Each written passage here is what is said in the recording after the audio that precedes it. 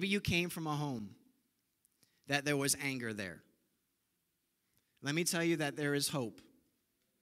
There is hope now for your family. You can create something brand new. You can stop the generational curses that have gone on in the past, and you could become a new family. They could stop right here with you, mom and dad, husband and wife. You can start a new thing. That's what God does when he saves us, and he gives us our salvation. He brings us from an old person into a new person. And sometimes those old habits and those old ways are just not welcome anymore. If God says we're a new creation, making us something new. And I believe he speaks that into our homes and speaks that into our families and have seen what has gone on in the past and chooses you and chooses me to break that and to start something fresh. Another way that's causing some dysfunction in our homes is that families are not asking for or offering forgiveness to each other. Let me tell you what forgiveness does. Forgiveness does not set them free, it sets you free.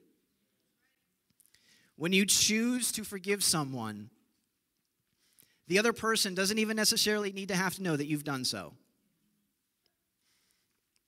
The Bible says in Colossians 3:13, bearing with one another, and if one has a complaint against one another, forgiving each other as the Lord has forgiven you, so that you must forgive. Here's what unforgiveness does. If someone has hurt you in your family, and I know that there are lots of hurts in families, and I'm not demeaning that hurt, but what I am saying is that if you don't choose to forgive this person, your mom, your dad, your siblings, someone who has hurt you, if you choose not to forgive them, what will happen is if you will take that bitterness and you will harbor it in your heart, you will park it there. That's what harboring means. You will harbor it in your heart, you will park it there. And over time, it grows to become more ugly, and it grows to become more ugly, and then it ends up turning into hate.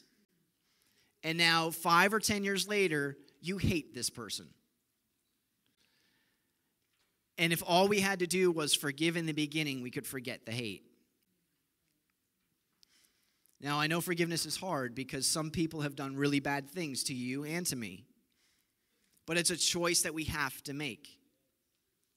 And I pray that after this message, after today, on Mother's Day, you can reach out to that person in your family, your sibling, your mom, your dad, your son, your daughter, and you make things right with them. Make the phone call and just begin to make things right. But that means that you have to put away some pride and humble yourself. Oh, but you don't know what they did to me. You know, I'll put my foot down. I'm never going to do it. I'm never going to make it right with them. They need to make it right with me first. I mean, come on.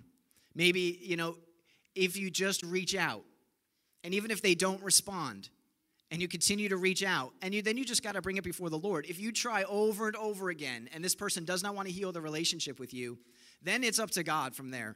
Then you just have to give it back to God and say, I've done what you've asked me to do. I've lived according to your word. I'm being obedient to what you're saying to do to forgive this person. And they're not reaching back out to me, then Lord, it's up to you. It's in your hands now because I don't know what else to do. I've used up all my resources.